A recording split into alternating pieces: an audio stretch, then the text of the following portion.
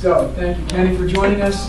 Kenny Ames, recently with Columbia Books and Information Services, where he's the Director of Business Development. Kenny and I met through the association community, and he'll perhaps talk about his experience there. Previously, he was Director of Client Relations at Red Banyan and the Director of Business Development at Fireside 21. His previous roles also include CQ Roll Call, and then 2 positions on Capitol Hill, working for Congressman Barney Frank and Congressman Steny Hoyer here from Maryland. His educational background includes Masters in Government and Political Communications from Johns Hopkins and his undergraduate work at George Washington. And Kenny's going to be here talking about his search process, how to activate your network, and maybe a little bit of insights into the landscape for government relations, maybe. So please join me in welcoming Kenny. Good morning. First, let me take the opportunity to thank Ken for inviting me here and all of you for joining us this morning. I never start these things with a joke, but since we have 2 professionals here with the transportation industry, my father retired and now he is in the transportation industry again. He's a driver, does the airport run, and I'm originally from Massachusetts, so he's often at Logan taking people to and from the airport. It's important that you understand that the airport is in Boston for this story. And this morning, I was on the phone with him, and he was telling me that he was taking a woman back to the airport. And she was telling him that she came to town for pleasure, but it didn't turn out that way. It's a pleasure weekend, and it didn't turn out that way. And he asked, well, why didn't it turn out that way? And she said, well, I'm a Yankees fan. To which my dad said, it was a pleasant weekend for me. So as we get going, what I want to do is make sure that we have more of a conversation, and this is very informal. If you have questions during it, please feel free to ask. I have a number of points that I want to hit, but don't feel like you can't interrupt as we go along. Anybody in the back, if you feel more comfortable getting closer, I'm comfortable with that too. This isn't a wedding. We haven't reserved the front row for bridesmaids and groomsmen. And I just want to make sure that I can be heard in the back. Can everybody hear me in the back? Yes. And for our videographer, after I present, we're going to have table topics, and then we're going to get into the evaluations. Thank you. For anybody else who's a Toastmaster, they would understand that. The last thing that I want to caveat is I'm going to share some very personal information. This is my search. Please write down any methods. But if you see any personal information up there, just understand that I'm sharing and being very vulnerable, so there might be some names or whatever that don't need to be recorded. If we're okay with that, I can go ahead and get started. I want to begin with a little bit of a survey here. How many people have a resume that looks like this? Overall? How long is it? 2 pages? Oh, no, this one's 3. This is the long resume. This is everything I've ever done. Or maybe you have the career summary and highlights. When I began my job search, these were the 2 resumes that I put together. And I began my job search back in June when I left Columbia Books. And I decided at that time that I wanted to get back into public service. As Ken mentioned, I started my career on the Hill. I worked for 2 very prominent members of Congress, and I left the Hill to pursue opportunities in the private world. Others would see that as trying to make more money. But what I decided, and with the support of a very loving wife who's a successful attorney, I want to go back to the Hill or go into the association world. So I put together these 2 resumes that over the course of almost 20 years, I've accumulated quite a few accomplishments. These are awful resumes and need to be ditched immediately if anybody has them. What I have done is created 2 very specific resumes, both of them one-pagers. And let me show very carefully. This one here is the resume that I'm sending to Capitol Hill. If I'm applying for an LA, if I'm applying for a press secretary, any position, It's one page, it's neat, and it even under activities, it's short, but it catches a few things that people might find interesting. Marathon runner, Toastmaster. Did I have a comment? Elite marathon runner. What's that? You're an elite marathon. Absolutely. I am not an elite Well, marathon actually, men you're not. Thank you. Women, he would be. That's pretty elite. I'm okay. And a couple of things, but they're conversation starters. Sure. Who here, just raise a hand, what is the point of your resume? Tell us where. To get the interview. To get the interview. That's it. That's your entire purpose of your resume. This isn't, look at everything I've done in my career. I learned this the hard way, so maybe by sharing with you, you'll understand. There are folks that I am meeting on the Hill with much more experience than I am who have one-page resume. And the thinking is, what do you need more than a one-page resume for? It's sleek, it's easy, they know how to get in touch with you, here are the highlights, and I very specifically tailored it towards that job. This is the other resume that I use. Yes? What about applicant tracking systems? Meaning, with a single-page resume, it's hard to hit the keywords in the word cloud that is, created out like Jeff Davies, whatever it is. And I find it challenging, given those severe applicant tracking systems, to cover my bases with such a truncated resume. For that specific purpose, then you will want the longer resume. And if you are applying to USA Jobs, ignore the one-page resume. If this is, you're emailing it, it says send cover letter and resume to this email address, which in my experience in the last almost 2 months has been 90%. There have been maybe 10% where it's submitting and then you can connect it to your LinkedIn, and then you're going through and you're trying to hit keywords because you're working on an algorithm. So there's always an exception to the rule. But for the most part, if you're submitting to an email address, the one-page resume should do just fine. Yes? I've heard mixed things about putting your actual street address on a resume. Yeah. I see that on yours you put it. So in your sort of philosophy, you think it's okay to put your, rather than just saying Kenny, Washington, D.C. 20018? Yeah, I go back and forth on that, and the reason that I go back and forth on that is before I thought, okay, you know how to contact me, I've got my, here's my email, here's my phone, here's my LinkedIn. Right, so they can get in touch with you. So they can get in touch with you, but I'm applying for Hill jobs, and they want to know I'm local. That's why my address is here. It may not be necessary if you're applying for an association, so that's something that you should also keep in mind. But if you put Washington 20018, they know you're local too. It would look, I've been working with a career coach specifically for the Hill, and I had this conversation with him, and he said a hiring manager, if your whole address isn't there, it would look weird. So that's for what I'm targeting. But it's important to keep in mind what you're targeting. I've just heard.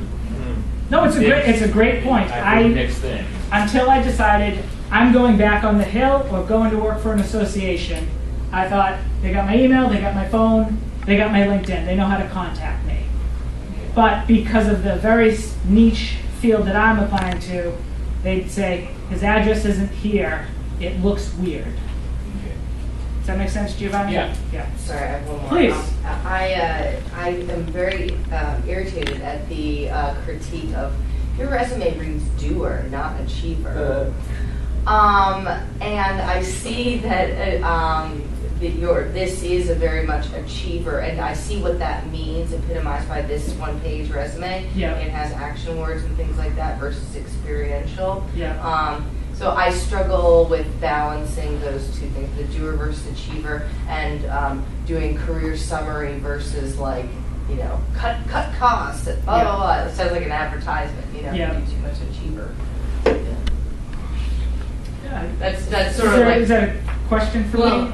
Yes, just like how do how do you deal with the doer versus achiever thing, or in your experience? In my experience, tailor it Yeah. towards the hiring manager and the industry. And may I ask, can I use you an example? What are you applying for? Everything. Throwing spaghetti right now. No, but with health promotion, I'm doing some jobs with health policy Okay. and health sciences, and then, but I'm also doing things with like creative or technical writing and proposal writing, RFPs, Okay. like that. So, but I'm kind of up for anything. I've been in the same field for 10 years, and I just really want a new challenge. So, Okay, and I'm going to get to this in my part of the speech when I get more towards the meat of the using your network. sure. And what I would say to you is talk to others and figure out what that industry, what the jargon is, what everybody else is doing. There are ways to stand out. That, for example, when I'm applying to congressional offices, every year there is the Congressional Capital Challenge 3-miler. So at the bottom of my cover letter, I write, and I can pull it up, P.S. I can help your capital. Right. I can help your capital challenge team. I can run 3 miles in less than 19 minutes. Hopefully, the point is to Get the interview. It jumps out. So I'm curious, Yeah. as you say you work with a career coach. I have been as well and completely redid my resume. Yeah. And it's all, what's missing here from me Yeah. is stats and If you need stats, see. numbers. So if I go back, Your other resumes to me I wouldn't look at. I have had very positive experience from recruiters in the last 2 weeks saying, wow, I've never seen a resume that tells such a good story. oh, again, I broke it. Oops. So what I would say is, I was going to pull up my sales. When I was in business development, I had numbers. Went from 25% to 37%, number one in market share. Yes, I used those numbers. But again, the point in the resume that I want to stress is one page, unless you're going through one of those systems and try to make it sleek. And the only point of the resume is to, Giovanni, Get the interview. get the interview.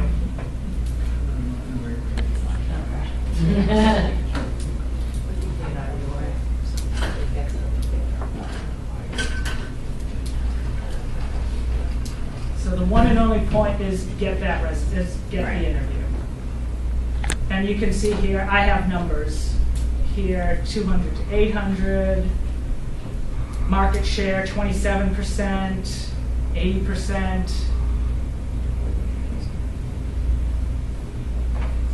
So what's so great about your new resume is that it puts you so many compliments? It looks attractive, it looks different, and it just tells a good story. I'm different because my career has been in communications development and government relations, so I'm kind of all over the map. Yes. So, Comparing your two resumes, I'm a fan of Times New Roman, Yep. and some people say it looks too old school, and if I'm going to commit the sin of being over 40, I can't act over 40. I should show that I'm contemporary any way I can. Right. So, should I, if people say Times New Roman is too old school, should I go with, comparing your two resumes? One looks more sleek and contemporary. Yeah. What's your advice on that? My advice on Times New Roman is something that somebody once told me, and please don't take this personally. It's Times New Roman is the George Costanza of if he could walk around in sweats all day and is acceptable, that's Times New Roman. Now, again, you just want to get it on one page, so that's my opinion. Like any opinion, there are two schools of thought, and both of them are probably wrong. I've heard. Let me ask, how many people here have redone their resumes no less than 5 times? in what period of time? Exactly. We've redone our resumes so many times and get so many different conflicting advice. And this is a perfect segue into the meat of my presentation, is it's important to talk to your network and figure out what does your field find acceptable? Where's everybody going? You don't want to, yeah. I know you want to get on with you know. Yeah, sure. I can pause here for a minute if we Yeah. want to talk more if that's what more helpful. I'm just curious, you know, on that same topic of times enrollment, what do you feel about people jazzing the resume up with colors and images and those type of things? Do you suggest that, or because I've had resumes where I had a little bit of color in there as well? Do you know when you're applying to that particular company? Yeah. Are they a colorful company? No. I'll give you an example. When I was at Fireside 21, we constantly asked people to submit non-traditional cover letters. That was the instruction. And I had a friend who applied for a position there, and I told them, do not submit a traditional cover letter. So in both cases, a friend and a cousin actually, and it got them interviews. One she pretended she was on her favorite NPR show and they were doing an interview, and she transcribed it. And at my old company, they're big Star Wars nerds. And my friend designed a website pretending that Fireside was in the Star Wars universe. It got her the interview. But if they are not asking for you to be creative, there are other ways to stand out with interesting facts. Sean, I'm sorry, not Chris, my mistake. Sorry. To answer something that I know that happened in terms of color, well, not only printing, but I had someone I knew who decided they would jazz theirs up by saying, well, I worked at Citibank, and they put the Citibank logo, yeah. and they put the actual company logos up. And it made it interesting, but Citibank actually, because another person they had worked with got in touch with them, said, hey, that's a violation of copyright. And you think that, oh my God, Citibank has bigger and better things to do than contact this person. But suddenly they're saying, hey, you're violating copyright by putting our logo on your resume. But, you know, you don't want to be sued by Citibank for just a stupid resume. But there's a good So be place. careful about time and place in terms of what you're putting color and how you're using images. Did you get the interview? No. But there is a good place for the logos, and that's on your LinkedIn profile. So what I'll show with my, okay, I got it. It keeps asking me to do things here. For my experience, sleek and simple. It's got the dates. So for Columbia Books, on my resume, it has the end date of June. For your LinkedIn, if you've left someplace voluntary or non-voluntary, it's okay to keep the present for now. I mean, My old employer made me take it off. old employers may make you do that. Mine is not making me do that at this moment. It's just easier when you're looking for a recruiter. Recruiters are trying to find you here. So as long as they haven't told you, you can be a little lax on that. But what I haven't done, which my old LinkedIn profile, I used to have all these bullet points of what I did there. And it was useless. This is sleek, it's easy to look at, I can get through it. And you know what, if you have questions, reach out to me. Call me in for an interview. Instead of they find one bullet point and go, oh, no, we don't need that.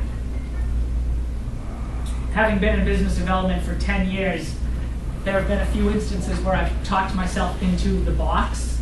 I don't know if anybody's familiar with that concept, where you offer a little too much information and they go, oh. The other way to think about it is you're painting a view of the ocean. Let's assume we're all great painters. I'm not, I'm horrible, I can't even write. And I paint the beach and the ocean and some trees, some clouds, a little sun, and then a seagull. And the person I'm showing the painting to goes, oh, I don't like that seagull, I didn't foresee it in there. And the whole thing is done. So with your sleek resume and your LinkedIn profile, it's nice and sleek, and it's not giving too much information. got my education, and then I've got a few volunteer experiences, and then anybody who's given recommendations. And it's okay to go ahead and use your network and solicit those recommendations. So what I have done is, and this is my dashboard here, I've also tried to post articles, relevant articles. Some of them on, I used to give a presentation, I still can, on Inside the Congressional Mind, how to influence staffers. So I post things on that. I last week got published in Run Washington. I run my son to daycare and wrote an article about that, and they published it. So I shared it here. But I'm trying to get my views up and get into the eyes and on the radar of recruiters. And if you have contacted me through here, last week I got a call from a recruiter. She liked my LinkedIn profile. She asked how many people I managed at Fireside. I said 5. She said, oh, I need somebody who wants 20. And I'm glad she asked it up front because I didn't want to waste 20, 30 minutes if I'm already disqualified in that position. Right. Sure, if she said her client was very specific. They want somebody who's managed a team of 20. That's not me, and I'm not going to try to make it me. I had it very similar. They wanted someone who had managed remote staff, managed about 30 remote all over the country. Yep. And they wanted 100. Okay. I'm like, okay. Good luck. But again, I can still use my sales background Right. to say, yes is a good answer, but my second best answer is a very quick no.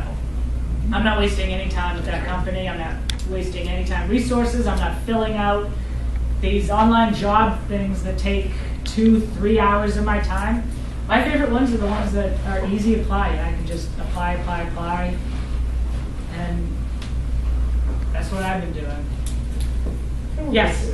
In terms of LinkedIn and actually a resume, if there's specific accomplishments Yep. within that job category, you don't feel it's worth it to bullet point them? Is it going to get you the interview? That's the one question I want you to ask. Mm-hmm. What I do is I look at the job description. I copy and paste it, and then I put it into bullets. And then the ones that I have done, I incorporate it into my cover letter. If it says, for example, I applied for an energy and environmental LA with a member from Mid-Atlantic State to be as a legislative assistant. So when I was with Steny Hoyer, I talked about, back in 2000, I don't know if anybody remembers, there was an oil spill on the Patuxent River. It affected his property. I talked about the countless town halls that I went to with him. I talked about touring Calvert Cliffs nuclear power plant. I talked about when I was with Barney Frank working on Cape Wind, or LNG, liquefied natural gas, or the connection between Massachusetts Bay and the Chesapeake Bay. I very specifically tailored my cover letter to things that I knew applied. So these accomplishments, they're great to have. They're great for stories in your interview. And if you can tie them into your cover letter, use them. That's a great place to put them. Notwithstanding the amount of effort it would take, what do you think of the idea of customizing a resume for each job you apply? Great. Many people say you should customize the resume for every single job. I'm too lazy to do that. It's a lot of work, and for me, if I apply to 100 jobs, I might get 10 calls, which might lead to 8 interviews, which might lead to 5 second rounds, which might lead to 1 or 2 offers. And so I'm trying to maximize my numbers, increase the odds to my favor. I'm curious what your coach said about cover letters, because more and more people are, even though they ask for them, they don't look at them. And I know as a hiring manager, I didn't look at them. Yeah. You just don't have the time. And So- so for you to tailor your cover letter and not have it in your resume, like if I was hiring you, I'd want to know in your resume that you did energy work for Steny, Right. if that's the kind of LA position you're applying for. I'm just curious, did your coach say anything? We haven't Okay. discussed cover letter specifically. So I would add that I look at the cover letter as just another opportunity to communicate and stand out. And we don't want to leave those on the table. Will they be read? Chances are no. Well, they're certainly not read at the beginning, but it could very well make a difference between you being in the A pile and the B pile. We're moving from B to A. So I recommend do not pass up that opportunity. It should not be long. It should impact. It should be tailored. It should impact, hit on all the key points that they're looking for in that opportunity. But don't pass up the opportunity to communicate in the cover letter, because you will stand out, because 80% of people will not provide a cover letter. Any other questions before I get into the real meat of Activate Your Network? Because that's a great tie into what I'm about to say. Sometimes I find, especially, and I can't say necessarily only with government jobs, but I do find that there are things like, and know this piece of proprietary software. Yeah. And it's like, I have all the experience they're asking for. I can write a great resume and a great cover letter, but then it's like, and know the Fred Flintstone software. And I'm like, do I just omit that I don't know the Fred Flintstone software? That ties into, do you have anybody, can you look in LinkedIn and it will tell you, do you have anybody who works there? Ask them that question. Because if they can find out for you and say, oh, no, they just need to know that you know similar software. Or, yeah, if you haven't done this, then you're disqualified. Okay, because I'm like, sometimes I don't even bother to apply. I'm like, I can do Excel, but and maybe you that's need a good to know another, kind of accounting software. I mean, it's like, I don't know whether or not to even apply. What I would do is talk about that you know accounting software, and if it's a job where you need to know Fred Flintstone accounting software, and also, is it that hard to learn? Having worked at Fireside and in sales, I'm a CRM expert. I know CRMs inside and out. And I can name a few of them that I've used, and I know many that I haven't used. But the philosophy behind all of them is the same. Is the same. And I can go from one to another. I assume most software is like that, but maybe some are so specific that they need that. And in that case, how long's the value proposition? How long is it going to take you to apply for the position versus not applying? Is it a 5-minute submit your cover letter and resume that's standard and ready to go? Or are you going to have to spend 2-3 hours for that one? And that's something that you'll have to figure out. So let me get into, Go ahead. Oh no, I just have one LinkedIn thing per what you just said. Just I applied for a job and I looked on LinkedIn to see if there's anybody who worked there. Turns out it's like a buddy of mine from college who I didn't recognize because he had dreads in college and he was all clean cut. Hysterical coincidence. Met with him. He said, I'll go upstairs and brought my CV, job description. He said, I'll go upstairs and tell them. The next day I got a rejection letter, no interview, no nothing. So my question for you is, should I write the person who emailed me, the recruiter or whomever, hiring manager, and say, thank you for letting me know, what could I have done better? Do people respond to those, or should I just let it die?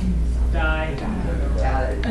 Oh, wait. Because I'm sick of dying over here, I feel like I'm throwing out flares and shit. Just die quickly. No, die quickly and move on to the next line. Especially if you've had no contact with them. Right. Here, I'll share an example. I went to GW. I applied for a position at GW through my network. I got an interview for a position that seemed like a good fit.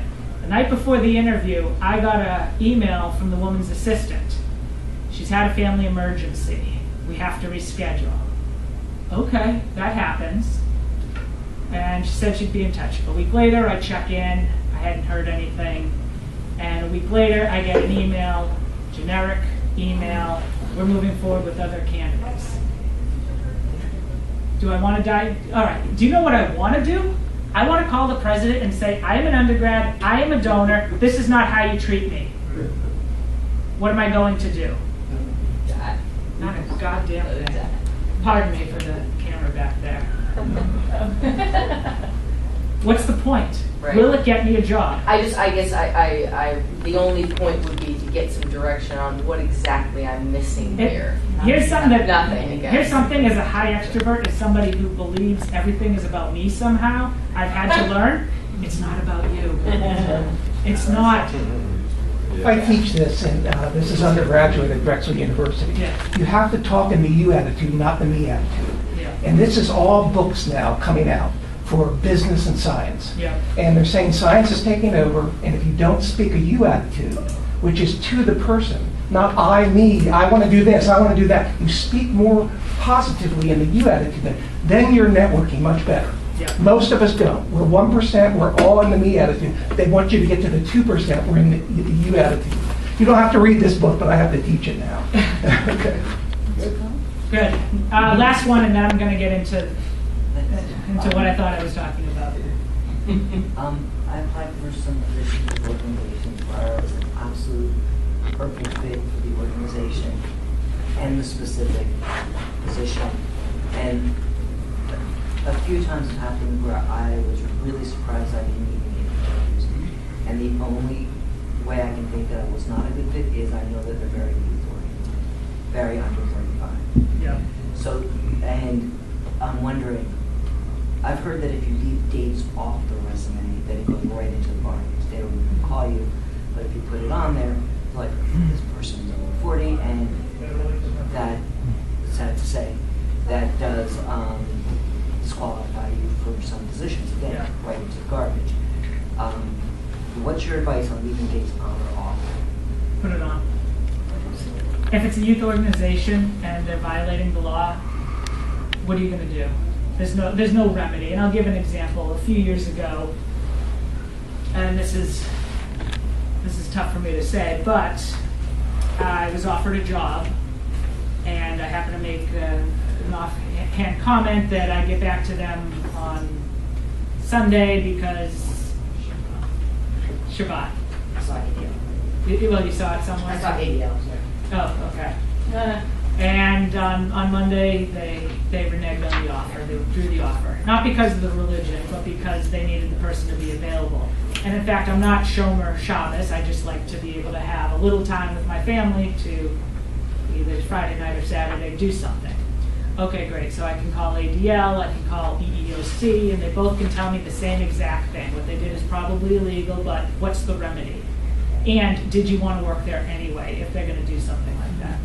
And I'm going to take this opportunity to point out there are now 3 Kens in this room. Yeah. So we're up to the number 3, and Right. if you remember nothing else, the name Kenneth in Latin means handsome.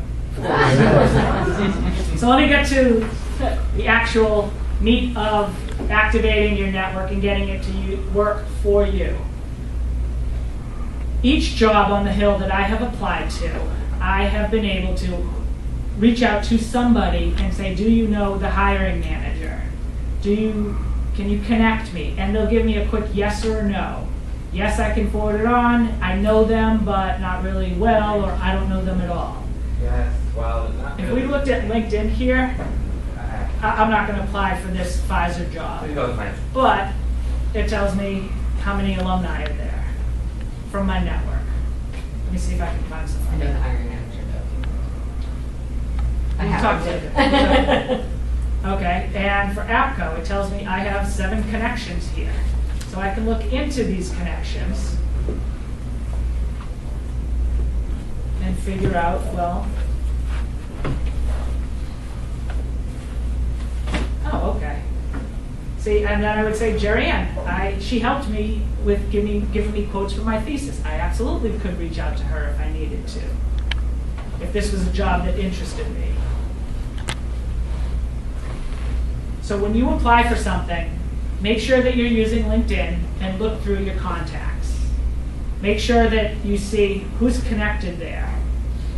It could be a second degree. Look up the hiring manager. Are they a second degree? Who is the person that can connect you? And write a very simple, LinkedIn will provide you some language. Please personalize it. Unless you just don't care and you're trying to get through quickly. But if you care about it, personalize it. Hey, how's your kid? How was your summer vacation? I'm very interested in this don't beat around the bush. I'm very interested in this. I want to learn more. And hopefully, if you're close enough, they'll tell you. Yeah. Just from my own experience too, I would use your network on LinkedIn before you apply for the job. Yep. There was a chief of staff job that I wanted at a huge total nonprofit. And I reached out to someone and Yeah. like, I think it's too junior for you. Let me find out about it and I'll get back to you. Right. And sure enough, she's like, don't apply for it. And so it was great because I didn't waste my time. Right, and that's a very helpful piece of information. I have talked to folks on the Hill, and they've been able to tell me that's a junior position. It would look weird if you applied for it. So for me, certain position, like a staff assistant or an LC, I'm not in LA, I can go back in an LA. Anybody can go back as an LA and start off there. But what's important about your network that I want to impress upon everybody is to track everything. And this is my tracker. I mean, I've taken out all the names and dates, but these are my contacts. Everybody I know, go through and write, these are the people that are going to help me. These are the people that could help me. These are my close contacts. I ended up, off the top of my head, with a list of about 100. And other people, you may have 20, you may have 25. But make sure you're writing them down. And the fields that I find helpful, first, last, what's the company? You may want position, that's fine, field, how you were connected, when your follow-up was, or not how you were connected, when you connected, when you followed up. How can this person help me? Be very specific. They can introduce me to the hiring manager. They will forward my resume along. They will find out information, whatever it is. Write down how they can be helpful. And then I have a section for notes. So I'm going to go through all 4 of these tabs that I have. Does anybody have any questions on this one before I move to the next tab? The next one is targets. These are the companies that I want to work for, that I've identified. For my case, these are certain associations or certain members of Congress. When I'm asked, what issues do you want to do, and what members do you feel most comfortable working for? I typically say New England, Maryland, and Virginia. So basically the I-95 corridor. That's what I say. But if there's an outstanding member from California who's close on my issues, that would be great too. So write those targets down, identify them. I'm a big believer in tracking absolutely everything that you do, because if you didn't do it, how are you going to follow up? How are you going to stay in their mind? How many coffees have you had where afterwards you're on to the next thing and you don't even remember at the end of the day? So how are you going to stick out in their mind? I know on average when I'm having 3, 4, 5 meetings a day in a professional setting. Am I going to remember the details of the second meeting? So I have to write them down and be diligent about following up. So these coffees, I write down first, last, who they work for, what organization, what's their role, what date did I meet with them, what are the notes, what are the follow-ups.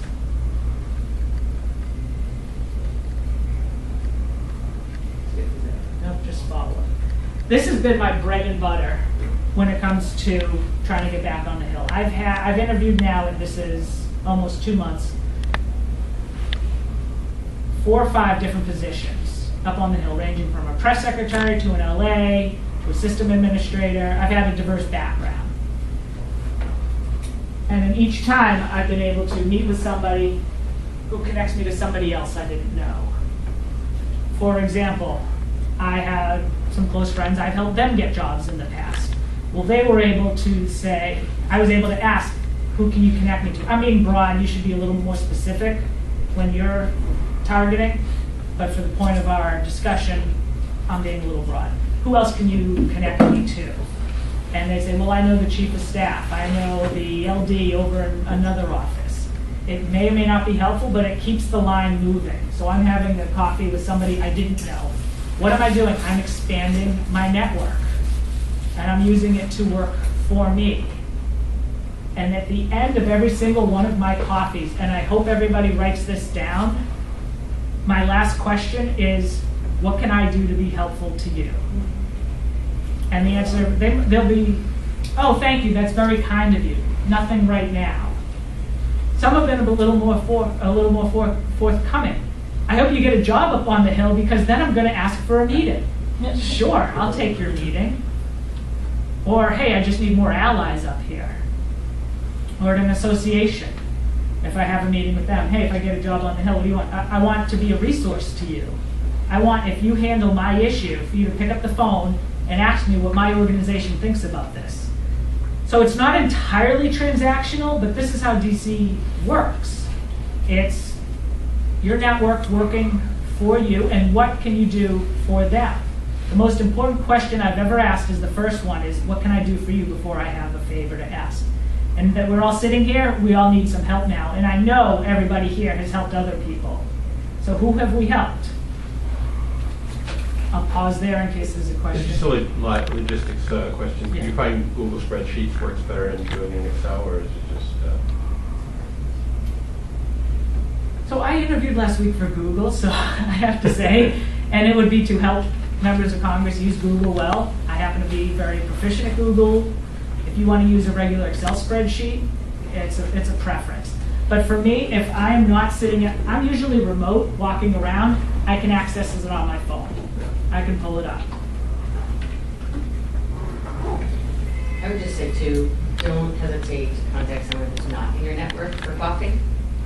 There's a company who's a great networker in Montgomery County and is new to town. And Yep. I emailed them on LinkedIn and we're having coffee in 2 weeks. That's a great point. I emailed randomly. I identified chiefs of staff on the Senate who I had no contact with, but these were from states that I had identified, and every single committee, House and Senate. And the email was very brief. Thank you in advance for your time. By way of background, I worked for Congressman Steny Hoyer and Barney Frank before transitioning into the media and communications world. I'm interested in returning to congressional service. If you have time for a very informal coffee, I would be very grateful. Do you know what my success rate was? 1 out of 4. So what is that? If I emailed 25 people, that's 5 or 6 I didn't have contact with before, and now are going to, and I've met with them or they're on my schedule. And they become some of my best contacts. 3 Senate chiefs of staff who I had no contact with before. When I interview or apply for a Senate job, I email them and tell them I've interviewed or I've applied for this job. Last week, I had a reply saying, great, there's a Senate chiefs of staff meeting. I'm going to talk to them about that for you. I didn't know him 7 weeks ago. Don't be afraid to email people in a high-level position who might be helpful. They can not reply, like most of them do, but the ones that do, they'll be very valuable. And, of course, I find it essential. What jobs have you applied for? Make sure you list them. Now, for me, it's also important to keep track, since I am claiming unemployment. When did I? So that keeps track of which job I did when, and I don't know if anybody lives in DC. That's not something I feel like an expert to talk on, the DC unemployment, but it's important to track pretty much everything.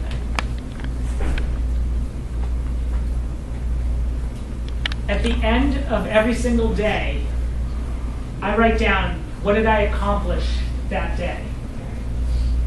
How many of you have been in the job search for a while and you feel like, I haven't done anything today? I look at this, I've kept this going since I started. And just wrote down my accomplishments for that day. And at the end of the day, it looks pretty good. I also, again, we're in the Google suites. I use Google Keep. this allows me to open. It'll open. Is it one of the, Oh, there. Okay, so it's Google Keep, and I use the list. This is helpful to me because every Sunday night, these are the things I want to accomplish this week. And then in the morning, I review. These are things that need to happen today. And yes, sometimes things get pushed. I think I can check this one off. I have a question. Yes. I think all of this is incredibly awesome. My only concern with using this is the privacy aspect. Yeah. Because, is there another app that could do similar things where you don't have to worry about sharing it with the universe potentially? it's all private, it's under your Google.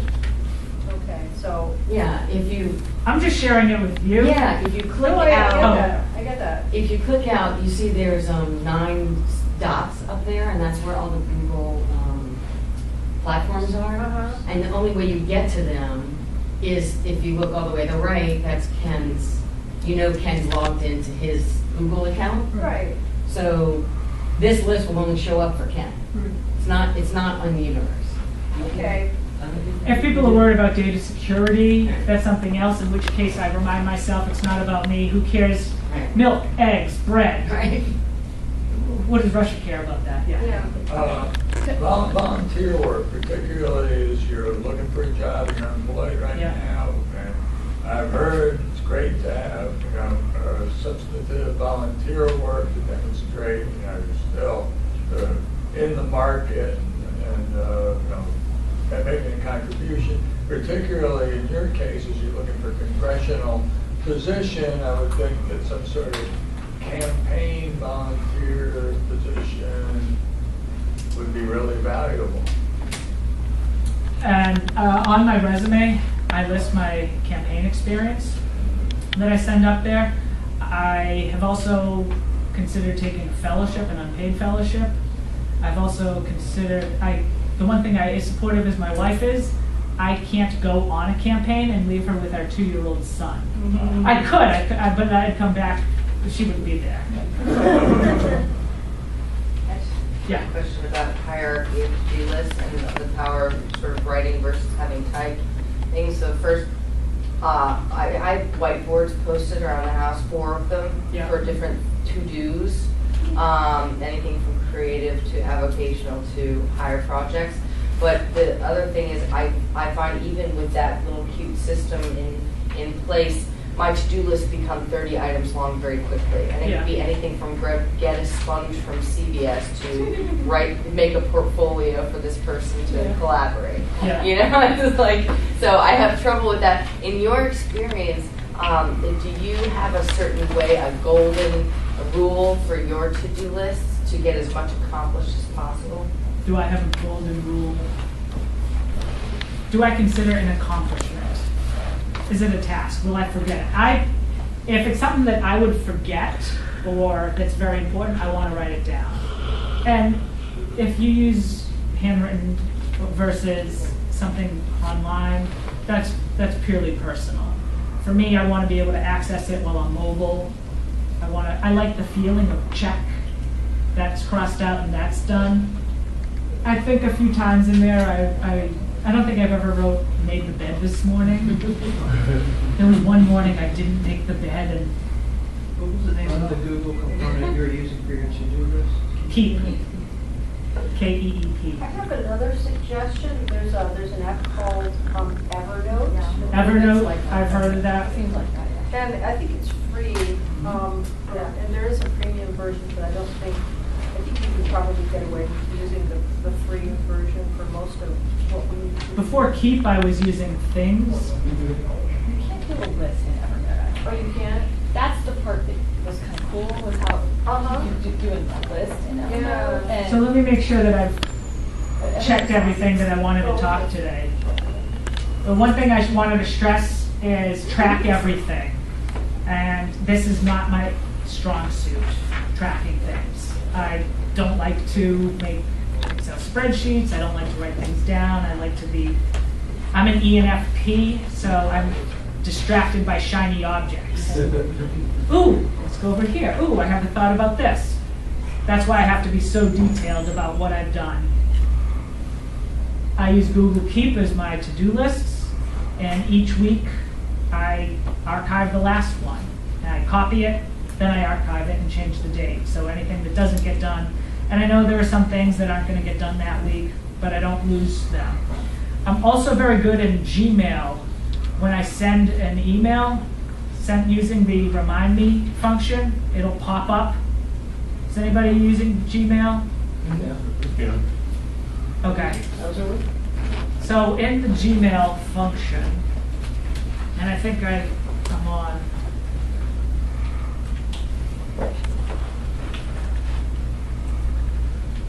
You're still there, I think if you. click No, on- I'm on my computer. Oh. All right, there's no great way to put, this is on, so this is the inbox. And on some of these, I'm able to hit snooze until. And if I email somebody, you know, all right, I need to follow up with them in a week, I'll snooze it for that day if they don't reply back. How many people have had that example where you email somebody and you know they're going to get back to you and then they just don't? So you have to follow up and email them. Oh, sorry, I was on vacation. How many people are getting, I was on vacation this summer? How inconsiderate is that? I need you here now. Pertaining to job applications, how do you apply that? Meaning, if you apply for something, when do you follow up after the initial thank you for whatever? And if it's been 2 weeks, do you email again and say, just wondering if I'm still a candidate? Are you asking, have they contacted you? Meaning, after you do an interview, After an interview? and then you send in a thank you note, Yeah. and you're waiting and you're waiting and you're waiting, when do you put a reminder to follow up with them, if ever? That's like the answer I'm going to give you is an art critic. When do you feel like the art critic? You look at this feels about right. I like how this looks. Sure. What's the feel that you got from the interview? The example that I give, I applied for an association job downtown. He asked for references. Said it was early, but he wanted to do it early in the process. So I met with him late in July, and on Friday I emailed to say, hey, I'm still very interested in this. And he wrote back very quickly and said, thank you, we will be in touch. What I have found out was they're hiring for my position that I applied, but somebody senior up submitted their resignation and is going somewhere else. So now he has 2 positions that he has to fill, and he's new to the organization, so he's doing an evaluation of his needs. Has nothing to do with me. I just followed up to say, I'm still interested. He replied, thank you, and there's nothing else I can do from now other than wait. Yeah. I have a question about references. Some people ask for the references early on, and I'm reluctant to give the references only because I don't want to wear out my references. So I don't want people to be calling this person 12 times before they decide that they want to hire me. I mean, typically that's done after they've had the conversation with you, they've decided that you've got the skills, you're a good fit, and they just want to make sure that you're not an axe murderer and that you've got, that other people have your back as well. And that's when that should be done. I'm concerned when people ask for it early on and they call the references before you've even had the interview, or they want to do that. And that, to me, sounds backwards. How have you dealt with that if you've even, encountered that? Can I give you an answer that may make you a little uncomfortable? Are you okay with that? Sure. Has this situation ever happened to you? Where, I don't know. That's the thing. I want to keep it. Well, you said that your concern was not bothering or overusing your references? Correct. Has any of your references ever said to you, you're overusing me? No, but I'm not sure that they would if that were the case. They may not come back to you. They may just not respond. You see what I'm saying? And you don't know if they don't respond. I think you're worried about a problem that doesn't exist, if I can be frank with you. Okay. And how you use your references is up to you, but my references. Okay. They're my advocates. They know me in and out. They love me. They're happy to talk to as many people as possible to help me land a job. Okay. That's what I found most people's references are. And usually you got 3 or 4, or maybe you have a wider network where depending upon the type of job, you can use different references. I've never experienced or had that where you're overusing a reference. That's my own. If you feel differently, then you have to proceed as you feel. Does anybody want to weigh in on this from experience? Just to be cautious, I'm going to put snow tires on my car today also. Down the bottom here, is that the beginning of a thank you email letter? Or? No, that's Ken's correspondence. This was my own preparing for this. I just wanted to make sure that I touched on all of these. So after you meet somebody for coffee, you would follow up with an email? I follow up with email. Thank you for your time. This is what we talked about. Thank you for doing what you promised to do. And then I wait five days. I don't know why 5. I guess I'm still a big fan of the movie Swingers. 5 days. And then I say, did you do that? It's a reference. I have 2 questions. One, I still use Hotmail. Okay. It still works. I've had it now for probably 14 years, 20 years, I don't know. But what's your Hotmail address? GIOCAPP, the first initials of my name. It's not teddy bear and no. Okay.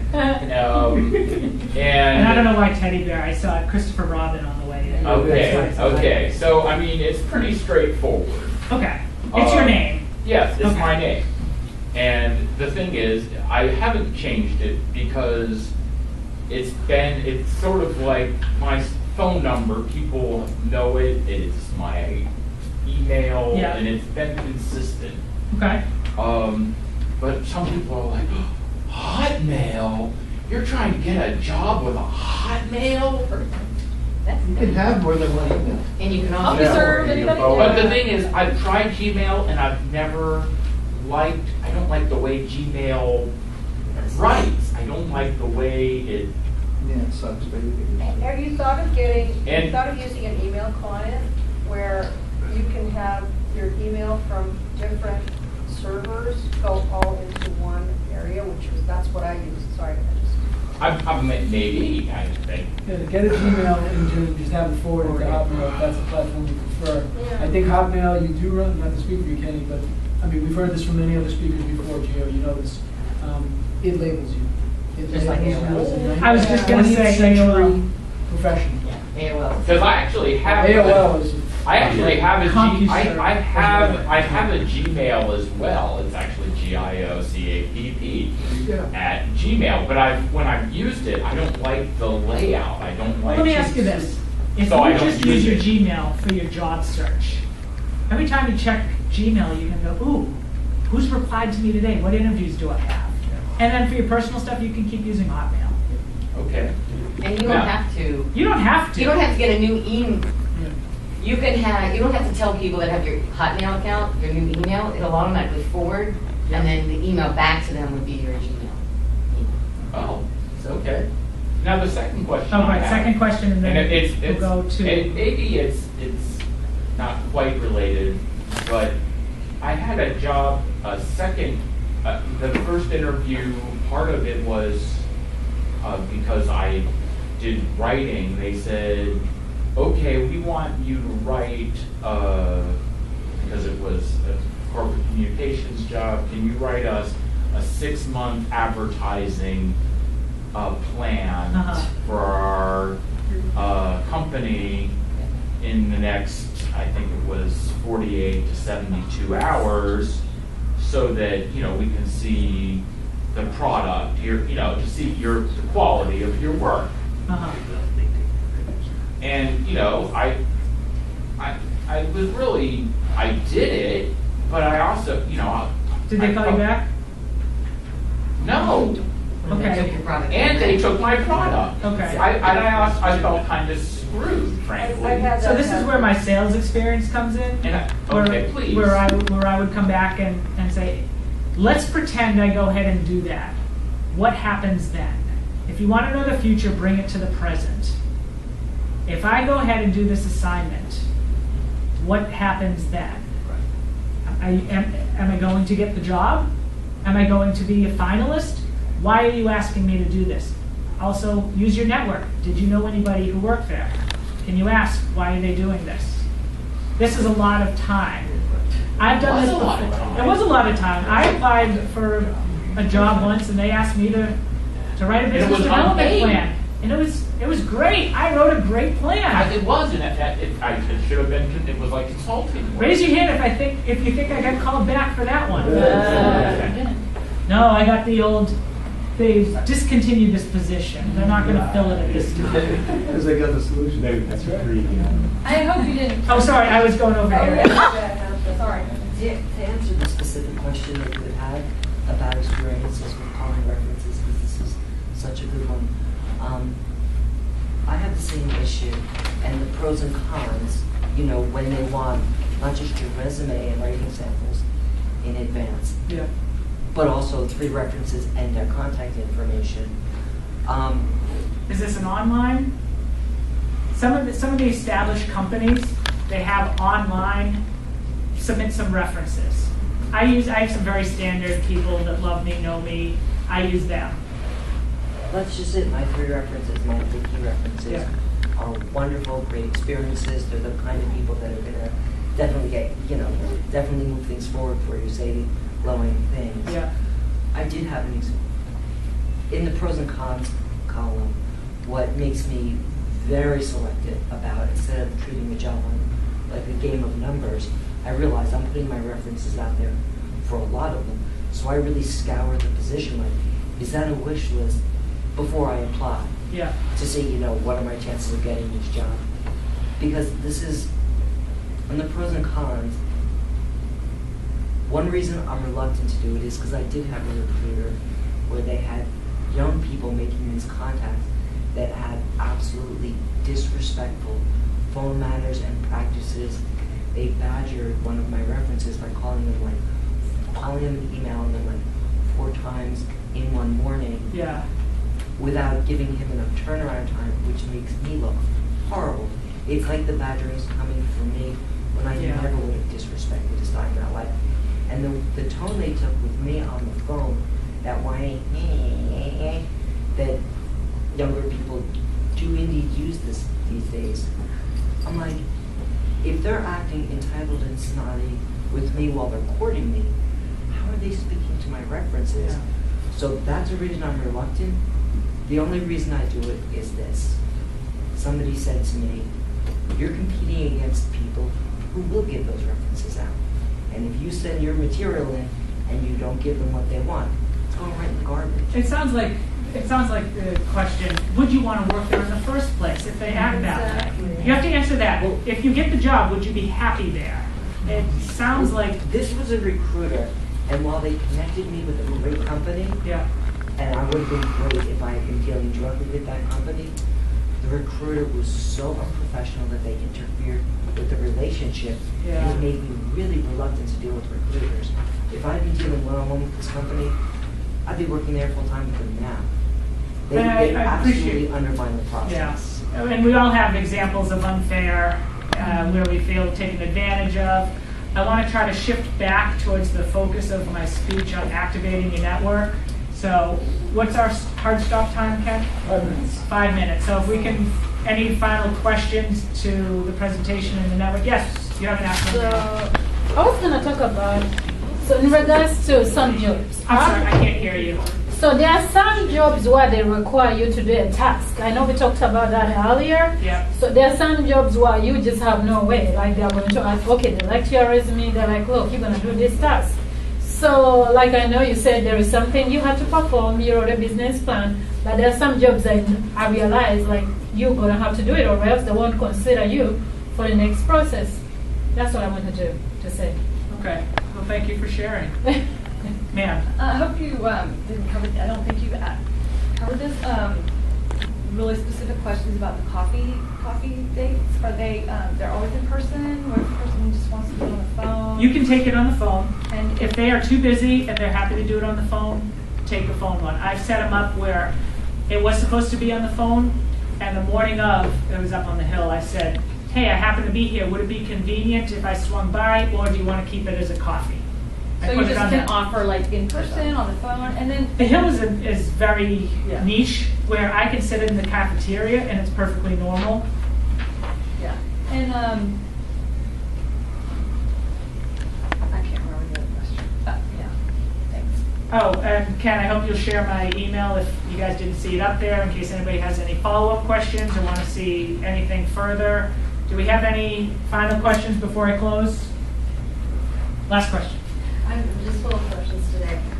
Then we can talk offline Yeah, later. no, going back to that issue where, they ask for a sample of your work, you give it, and then they, they just snatch it. Also, oh, thank you for spending, Yeah. 3 weeks putting together this wonderful proposal. Oh, we just decided not to hire for that position.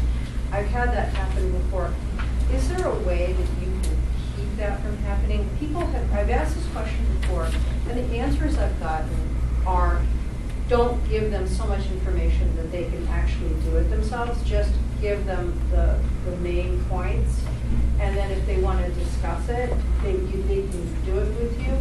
I don't know how you feel about that answer and what your experiences might have been with that same situation. My experiences is I've been a sucker before, Yeah. and I've done all the work, as everybody here has done, and now my philosophy is I want to use my network, find out, does anybody work there? What's the company's reputation? Would I want to work there? Seriously, I know sometimes we're like, oh man, I got to get something, but would this be putting me in another bad situation, another bad company on my resume? So most of the good ones, they're not going to ask you to do stuff like that, in my experience. Now, there may be some real technical things where you have to demonstrate that, yeah, I'm an accountant and I don't confuse 3s and 8s. That's probably bad. So let's talk offline. I'm going to close for Ken as I'm getting. So I want to make sure I reiterate, make sure you track everything. You don't have to do the way that I did it. I was just sharing what works for me, but track it somehow. Make a list of tasks, accomplish them, check them off. Use your network, expand it, meet people, reach out to people that aren't currently in your network. Ask them to connect you to somebody else. And one page, neat, clean resume. Oh, I didn't get to this. Focus in and you'll catch more.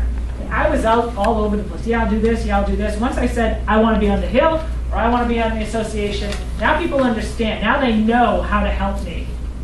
But if you're like, yeah, I could do a bunch of things, then the coffee will go, well, that's nice. I'm glad that we caught up. Targets, list of coffees, track your jobs that you've applied for. Yep, I'm a Gmail fan. Oh, and the follow-up to your network.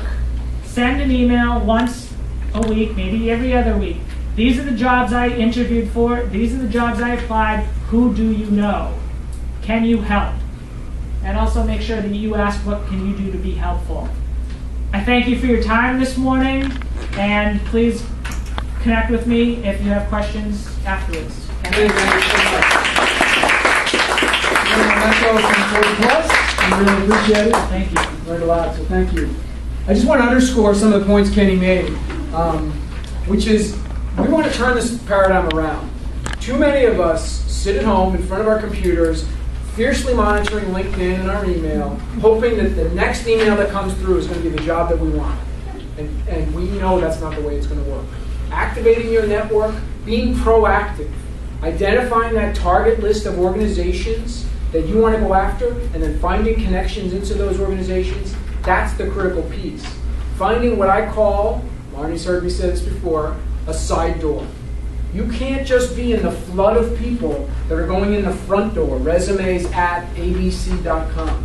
You have to, as Kenny pointed out, find a connection, a way into the organization that helps you stand out. So Kenny made a lot of points that we reiterate in our programs here at 40 Plus. So thank you, Kenny, for a terrific presentation and some really helpful ideas.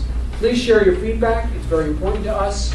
We're going to do a little drawing. One of our friends has donated this exciting book, The Big Book of Apps. because yes, there are apps for everything, from running our job search to the task lists and the reminders that we mentioned before. So we're here in a new month, here in August. So who has an August birthday that hasn't happened yet that's coming up in August? Any other August birthdays here? Sir, Sean, when's your birthday? The 21st. Early present from 40 plus. Thank you. Thanks for joining us. So once again, first time folks, so people who haven't first time in a long time, first timers.